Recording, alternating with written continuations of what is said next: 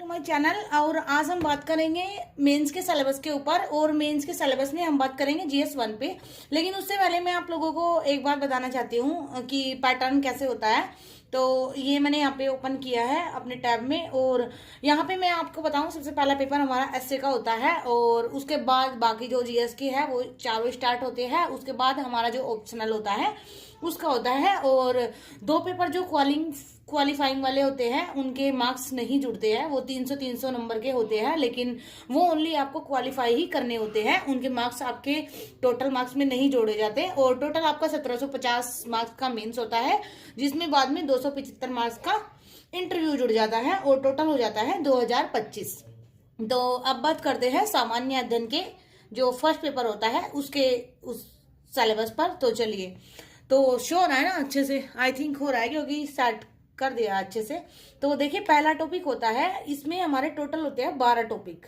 हाँ, 12 टॉपिक होते हैं, जिसमें पहला टॉपिक है भारतीय संस्कृति में प्राचीन काल से आधुनिक काल तक के कला के रूप, साहित्य, वास्तुकला के मुख्य पहलू। इसका यहाँ पे मतलब आपका उससे नहीं होता है, एंशियंट हिस्ट्री जो होती है और जो मिडिवल होती है। लेकिन फिर भी मैं आपको यहाँ पे एक चीज बताना चाहूंगी, एक मिनट के लिए रुकिए। यूपीएससी के इस सिलेबस में मैंने देखा है कि दिखता कुछ और है, होता कुछ और है।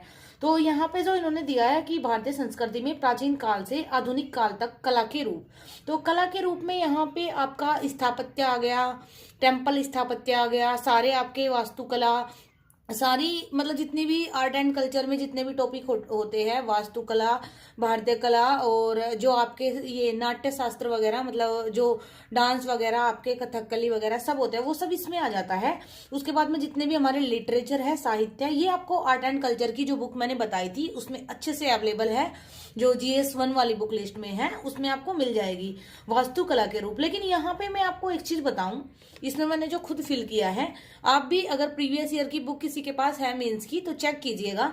यहाँ पे फिर भी ये मिडिवल हिस्ट्री से क्वेश्चन पूछ लेते हैं, क्योंकि मैंने खुद ये चीज एनालाइज की है कि क्वेश्चन यहाँ पे इन्होंने लिख दिया कला, प्राचीन भारतीय संस्कृति से प्राचीन काल से आधुनिक काल तक। तो इन्होंने यहाँ पे प्राचीन काल और आधुनिक काल तक के लिख, ये जो वर्ड है ना तक, इस पे थोड़ा सा जोर दे के ध्यान दीजिए। प्राचीन काल से आधुनिक काल तक, बच्चे यहाँ पे क्या गलती करते हैं, प्राचीन काल और आधुनिक काल पढ़ते हैं, लेकिन यहाँ पे है उसके बीच का भी आ गया। और मिडिवल हिस्ट्री से कैसे क्वेश्चन पूछेंगे, जैसे कि जो मुगल काल था उसके मुगल काल के स्थापत्य के बारे में। और एक क्वेश्चन एक बार आया था, मैंने प्रीवियस ईयर के क्वेश्चन पेपर में चेक किया था कि मुगल काल में भारतीय संस्कृति और फारसी संस्कृति का समावेश मिलता है। तो मुगल का वो भी हमारा मिडिवल हिस्ट्री से हो गया। कई बार राष्ट्रकूट वगैरह के बारे में पूछ लेंगे, लेकिन पूछेंगे उसके कला वाले रूप के बारे में ही, साहित्य के। ये नहीं पूछेंगे कि उसका आप आर्थिक बताओ, उसका सामाजिक बताओ, वो चीज नहीं होगी। लेकिन मान के चलिए कि मिडिवल हिस्ट्री भी आपको यहाँ पे अच्छे से प्रिपेयर करके जाना है, स्किप नहीं करना है। हाँ, अगर ये है कि आपके पास टाइम बहुत कम है, शॉर्टेज है टाइम की, और स्किप करना ही है तो फिर कर सकते हैं, लेकिन एंशियंट एंड मॉडर्न को बिल्कुल नहीं करना है। सेकंड अब आएगा 18वीं सदी के लगभग मध्य से। यहाँ पे ध्यान देना, यहाँ पे 18वीं सदी के मध्य से स्टार्ट किया है इन्होंने।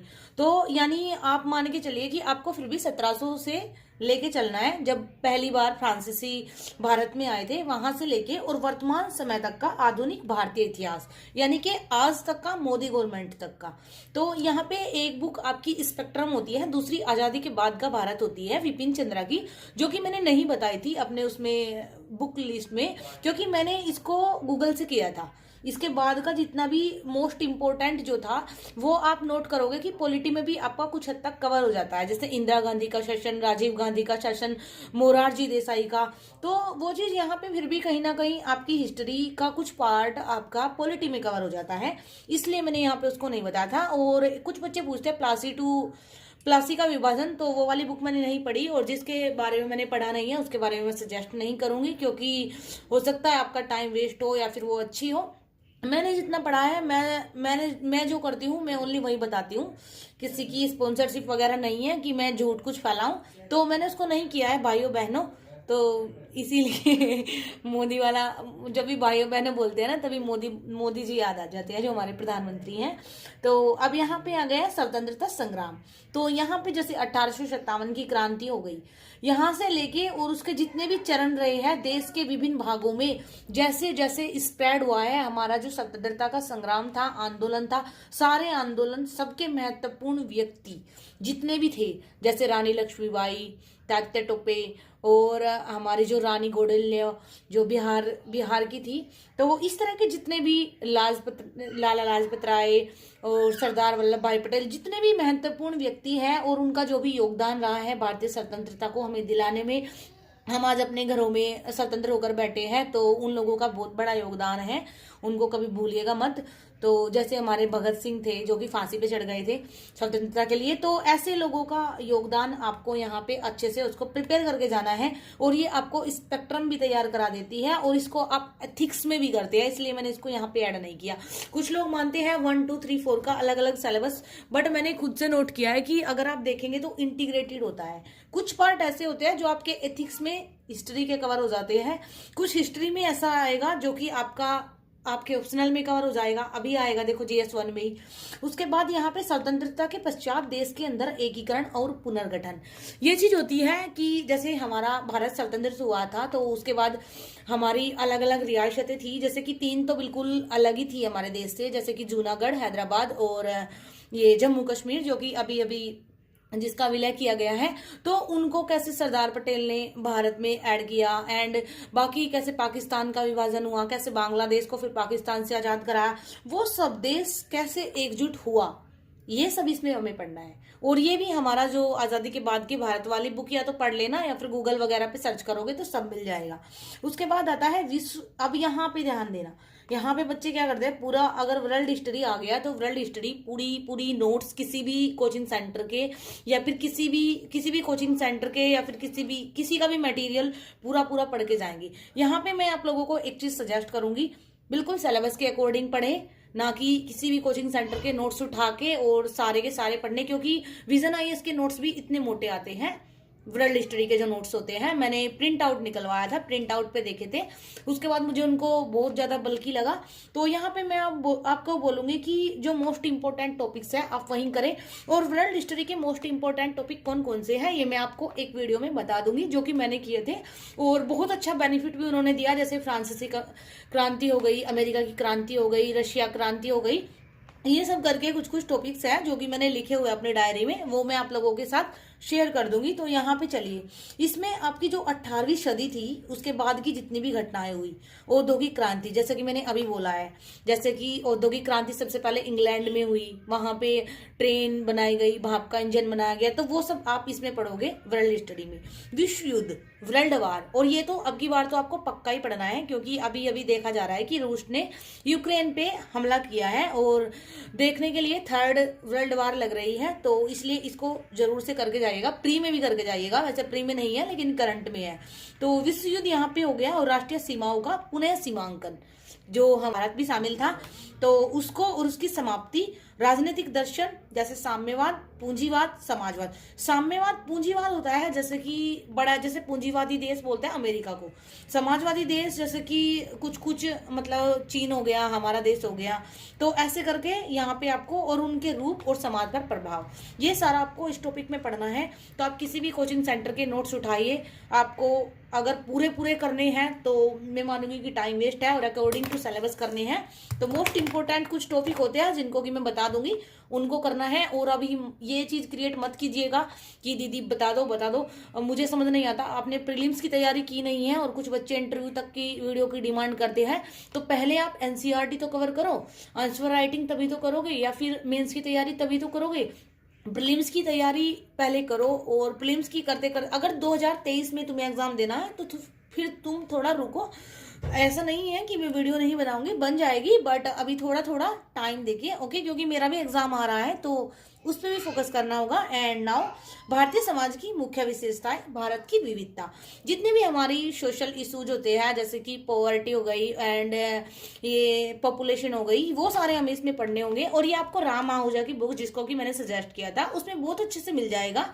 और ये आपका एक सेगमेंट आप जो सोशियोलॉजी जिनका ऑप्शनल है तो उसमें भी कवर हो जाएगा। और अगर आपको अलग से करना है तो राम आहूजा की बुक आएगी और जो कि मैंने बताई हुई है अपनी बुक लिस्ट में। इसको आपको ऑप्शनल जिनका सोशियोलॉजी है उनको तो करना ही है, और जिनका ऑप्शनल सोशियोलॉजी नहीं है उनको वैसे भी करना ही है। ओके, लेट्स नाउ आगे चलते हैं। तो महिलाओं की भूमिका और महिला संगठन, यहाँ पे जो एनजीओ वगैरह होते हैं और जनसंख्या के संबंधी जितने भी मुद्दे होते हैं जैसे कि गरीबी, विकास विषय, शहरीकरण और उनकी समस्याएं और रक्षा, ये इसी में ये टॉपिक आए। ये जो आपके टॉपिक है ना 4, ये आपके इसी बुक में मिल जाएंगे जो राम आहूजा की बुक मैंने बोली है। भारतीय समाज पर भूमंडलीकरण, भूमंडलीकरण यानी ग्लोबलाइजेशन, जैसे कि पाश्चात्य संस्कृति का एक प्रभाव जो कि आज भी दिखाई देता है। लड़कियों का जींस पहनना और भी हमारे मोबाइल रखना, पहले ये सब नहीं था। पहले लंबा लंबा घूंघट निकाल के ही पानी वगैरह भरने लेडीजें जाया करती थी। लेकिन आज का जो समाज है उस पर कहीं ना कहीं पाश्चात्य संस्कृति का प्रभाव है। तो वो सब इसमें आता है कि हमारे जो सोसाइटी थी, जो प्राचीन संस्कृति थी, उस पर ग्लोबलाइजेशन का क्या इफेक्ट पड़ा है, वो सब आपका इसमें आएगा। तो अब 9th जो टॉपिक है आपका उसमें सामाजिक सशक्तिकरण, मतलब समाज का सशक्तिकरण कैसे होता है, कैसे समाज का डेवलपमेंट होता है, वो सब आपका इसमें है। संप्रदायवाद, आजकल देखा जाता है कि हिंदू को मुस्लिम पसंद नहीं है और मुस्लिमों को हिंदू पसंद नहीं है, तो वो संप्रदायवाद, धर्मनिरपेक्षता, अक्षेत्रवाद, एरिया को लेके लड़ाई होती है। जैसे तमिलनाडु की केरल के साथ होगी तो बांग्लादेश की वेस्ट बंगाल की उड़ीसा के या किसी और के साथ होगी। तो ये सब चीज जो होती है ये अक्षेत्रवाद में आती है। ये आपको चारों टॉपिक भारतीय समाज वाली जो बुक मैंने बोली राम आहूजा की, बार बार बता रही हूँ, उसमें आपको अच्छे से मिल जाएगा। उसके बाद विश्व के भौतिक भूगोल की मुख्य विशेषताएं, यहाँ पे आप एक चीज आपने नोट की होगी, जिसने नहीं की होगी उनका नहीं पता, लेकिन नोट करते टाइम एक बार ध्यान से ये चीज देखिए आप। एक सेकेंड, क्लोज कर दो इसको। यहाँ पे आप एक चीज देखिए, यहाँ पे इन्होंने विश्व के भौतिक भूगोल की मुख्य विशेषताएं दी है। यहाँ पे हमारे भारत का भी नाम नहीं आया है, यहाँ पे वर्ल्ड ज्योग्राफी की मुख्य विशेषताएं है। तो ये वाली करनी है मुख्य विशेषताएं, जैसे कि उसके खनिज वगैरह, ये सब जो प्री में भी हम पढ़ते हैं, प्री की तैयारी भी करते हैं, तो इंटीग्रेटेड तैयारी हो जाती है। और कैसे इंटीग्रेटेड होगी कि कैसे मतलब प्री के लिए भी और मेंस के लिए भी होगी, ये सब चीजें मैं आपको धीरे धीरे बताती चली जाऊंगी, आप ये मत समझिएगा। हर टॉपिक पे वीडियो बन जाएगी। उसके बाद नेक्स्ट चलते हैं 11वें टॉपिक पे, जो कि विश्व भर के मुख्य प्राकृतिक संसाधन, जितने भी संसाधन हैं उनका वितरण कैसे होता है, मतलब वो स्प्रेड कैसे होते हैं। जैसे कि हर देश में जाएंगे, हर देश में जो जो प्राकृतिक संसाधन है, कहीं पे आपको दूसरा कोयला मिलेगा, कहीं पे आपको लिटमस मिलेगा, कहीं पे आपको हीरा मिलेगा, कहीं पे सोना ज्यादा मिलेगा, तो वो सब विश्व भर में कैसे प्राकृतिक संसाधनों का वितरण फैला हुआ है वो सब आप इसमें पढ़ते हैं। उसके बाद आता है विश्व के विभिन्न भागों में प्राथमिक, द्वितीय, तृतीयक क्षेत्र के उद्योगों को स्थापित करने के लिए जिम्मेदार कारक। यहाँ पे ये जो प्राथमिक, द्वितीयक और तृतीयक है, ये हमारा एग्रीकल्चर फील्ड, उद्योग फील्ड और जो बड़े बड़े इंफ्रास्ट्रक्चर्स वगैरह होते हैं वो होता है। तो उनके लिए जितने भी जिम्मेदार कारक है वो सब हम इसमें पढ़ते हैं। ये भी आपका वर्ल्ड ज्योग्राफी वाली बुक में, जो कि मैंने बताई थी शायद अपने GS1 वाली बुक में, और अगर नहीं बताई थी तो अभी बता रही हूँ, महेश कुमार बर्णवाल की बुक आती है जो कि बहुत अच्छी है। NCERT का सारी वो देके रखते हैं, उसको पढ़ सकते हैं। या फिर आप जो 11th 12th की ज्योग्राफी की बुक करेंगे उनमें भी ये कवर हो जाएगी। मैंने तो 11th 12th की ज्योग्राफी की बुक ही की थी, लेकिन महेश कुमार बर्णवाल की बुक भी काफी अच्छी है क्योंकि मैंने उसको शो किया है, तो देखा है, तो मुझे पता है अच्छी है। अब आएगा यहाँ पे, अब ये चीज देखना, यहाँ पे इन्होंने हमारे भारत का बाकी कुछ नहीं पूछा, हमारे भारत का इन्होंने भूकंप, सुनामी, और यहाँ पे भी इन्होंने भारत का ही नहीं लिखा है, यहाँ पे भी इन्होंने विश्व का ही बोल रहे थे। उसके बाद डायरेक्ट चीज आई भूकंप, सुनामी, ज्वालामुखी, हलचल, चक्रवात आदि जैसी जितनी भी घटनाएं हैं ये सब यहाँ पे होंगी, और वनस्पति प्राणीजात। तो ये यहाँ पे मान के चलिए इन्होंने यहाँ पे भारत या फिर वर्ल्ड वगैरह कुछ नहीं लिखा, तो यहाँ पे आपको दोनों का करना होगा। जितने भी भूकंप पूरे साल हमारे देश में आते हैं, जैसे कि ताउते आया था, हमारे देश में नहीं आता, और जैसे कि हमारे देश में भी बुलबुल आया था, तो उन सब के बारे में ऐसा जानना होगा। और कैसे भूकंप आते हैं, कैसे सुनामी आती है, कैसे ज्वालामुखी फटते हैं, कौन कौन सी घटनाएं होती है, कौन कौन सा हमारा रेड जोन में आता है एरिया, वो सब आपको इसमें करना होगा। यहाँ पे आपको ये जैसे वर्ल्ड का और इंडिया का दोनों तैयार करने होंगे, लेकिन वर्ल्ड यहाँ पे इंडिया के भूगोल की विशेषताएं वगैरह या संसाधन वगैरह नहीं करने हैं। सिलेबस में तो यही है कि नहीं करने हैं, लेकिन अगर कुछ भी करंट में आता है, जैसे कि मान लीजिए कि कहीं पे कोई यूनिक सा खनिज पाया गया है, तो फिर ये मत समझिएगा कि हमारे इसमें नहीं है, सिलेबस में तो नहीं आएगा, आ सकता है, क्योंकि वो चीज करंट में आ गई है। तो इंटीग्रेटेड तैयारी ऐसे ही होती है कि करंट में जो भी इशू चल रहा हो उसको पकड़ो और फिर समझो कि सिलेबस में वो कहाँ पे लिंक करता है, और फिर उसको आप पढ़ो, अच्छे से देखो, और फिर उसके बाद जब वो करंट अफेयर की बुक में आता है तो उसको प्रॉपर अंडरलाइन एंड हाईलाइट करके अच्छे से तैयार कर लो।